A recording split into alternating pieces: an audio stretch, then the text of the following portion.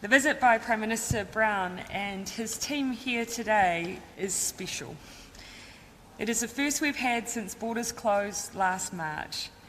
And we've made great progress through Zoom diplomacy, phone calls and other channels, but there is no substitute for in-person connection. And in this case, with people who share our citizenship, whakapapa, and so much of our history. Today, Prime Minister Brown and I have discussed issues of critical importance to the Cook Islands, to New Zealand and to the wider Pacific region. We have talked about our map forward towards reconnecting people through two-way quarantine-free travel when it is safe to do so, and also plans around vaccination. We have discussed the Cook Islands' pressing economic needs to help sustain livelihoods and protect vulnerable people until borders reopen. New Zealand has recently reprioritised our development assistance budget to be able to make available $20 million in additional support for the Cook Islands this financial year. We, as I've said, also discussed vaccination of the eligible Cook Islands population. We share a commitment to ensuring access to a safe and effective vaccine at the earliest possible time. To that end, we've talked previously about the offer to the Cook Islands to access any of the vaccines in our portfolio and end-to-end support for rolling these out. COVID-19 vaccines will play a critical role in protecting everyone's health and well-being, and over time will play a role in our respective returns to normality. A vaccine will be a big step forward in the defence against COVID-19, but equally it won't provide an instant solution. On our side of the ditch, border controls, good hygiene, physical distancing, face coverings, staying home when sick, they all are things that we continue to use as a front line of defence against the virus.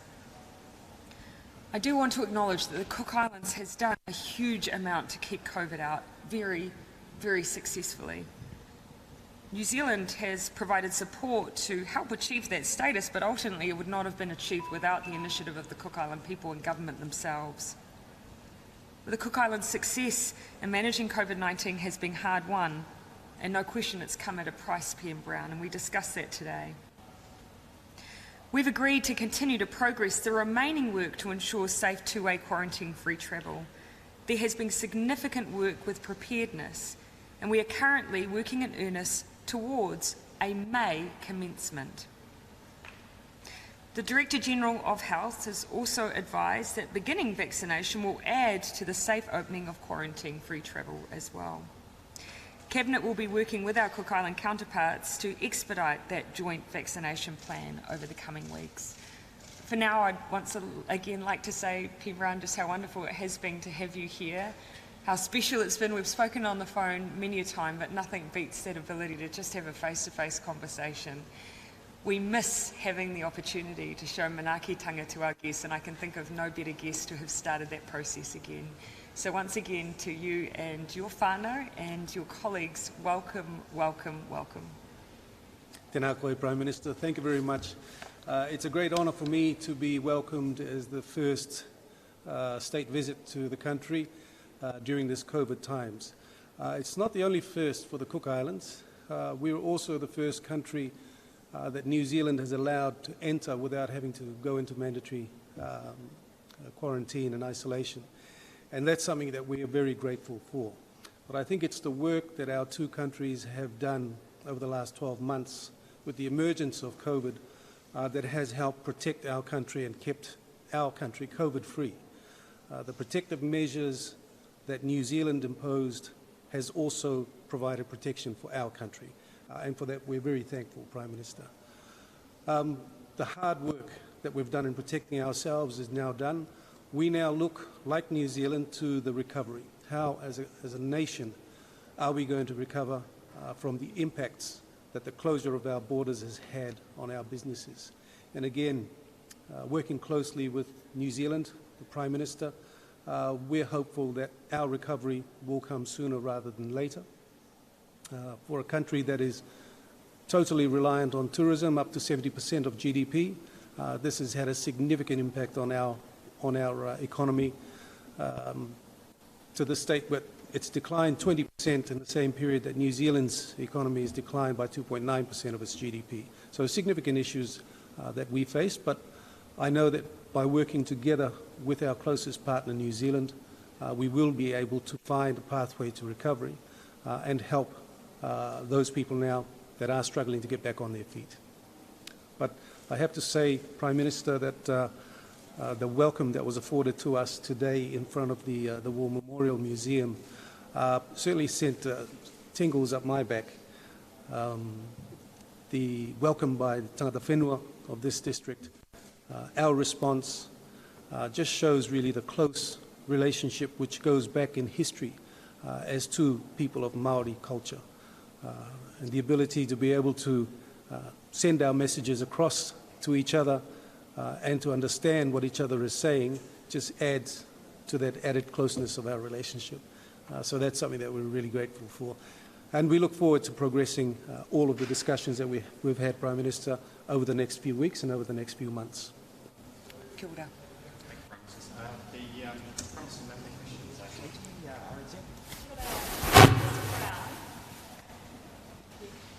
Look, you've come a very long way today and you're returning with no travel bubble date specifically, but $20 million.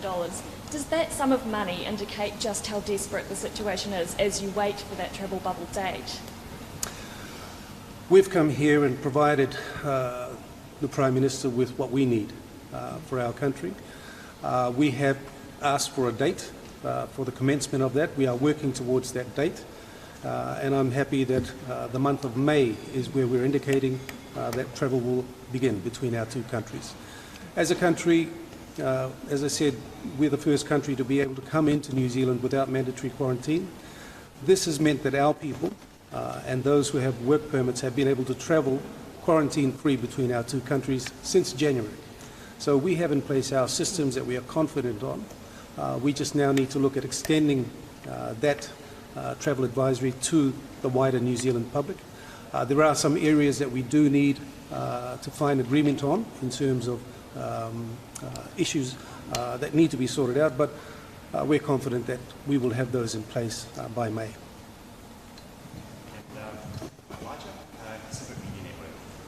Kia ora, Prime Minister Brown. Just in terms of if the travel bubble were to open, with the public health needs over in the Cook Islands, how much time do you need to ramp up the public health needs in order to prepare the island for a two-way travel bubble? And also, what will New Zealand do to support any public health needs from the Cook Islands? We've had a year to prepare ourselves. For us, the priority is on prevention. The next priority is on containment. New Zealand's measures that they've put in place have provided that additional comfort for us in terms of prevention. We have our own systems in place for the prevention of COVID coming into the country. We've been putting it into practice for the last 3 months. So all I can say is that we're ready for business and we're looking forward to the commencement during May. Barbara, TVNZ. How crucial, how dependent is the reopening of a two-way travel bubble on Cook Islanders getting vaccinated? And where does New Zealand see the priority for Cook Islanders in that rollout? Will it be below, for example, or above the general population of New Zealand, or where do you see the Cook Islanders sitting?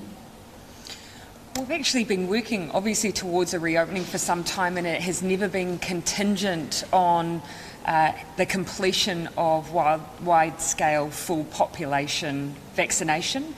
However, the Director General, certainly here in New Zealand, has acknowledged that it does provide, certainly for New Zealand, and it would likewise be the same for the Cook Islands, that extra layer of protection. But we don't see it as being contingent on two-way travel kicking off and being underway. What I would say about the sequencing between New Zealand and the Cook Islands for our vaccination rollout, we have said right from the beginning that we would support and provide a buy-in vaccination on behalf of both the Cook Islands, Niue and Tokelau, because that makes good sense. That therefore means we then have the obligation to be passing on those vaccines that are being purchased. And so you will see vaccination programs happening in those countries alongside the vaccination programs in New Zealand. The thing that we'll need to weigh up is actually logistically, it makes good sense that in some cases we'd go in and just start the rollout in its entirety, given the population base relative to the 5 million we'll be doing in New Zealand. One of the things we need to sort first, though, of course, is the liability issues. It is something we've raised with those pharmaceutical companies that we've purchased from, that it is incredibly important for us to fulfil our obligations and provide those vaccines. In order to do that, we do need to resolve some liability of the onward distribution. And so we're working very hard on that to get the tick off from those pharmaceutical companies to be onward providing a vaccine from New Zealand to others.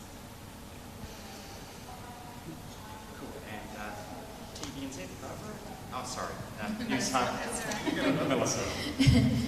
If I could ask both of you, please. You get the odd sneaky two question. There was one question for both of you. We'll take it. How do you feel about the number of people in the workforce who are leaving the cooks for New Zealand? And what measures can be taken to either stem the flow or encourage people to return in readiness for a travel bubble? Prime Minister Brown has made very clear to us the impact that is being seen from those who may be departing the Cook Islands while we're in this position of not having had some certainty around the reopening.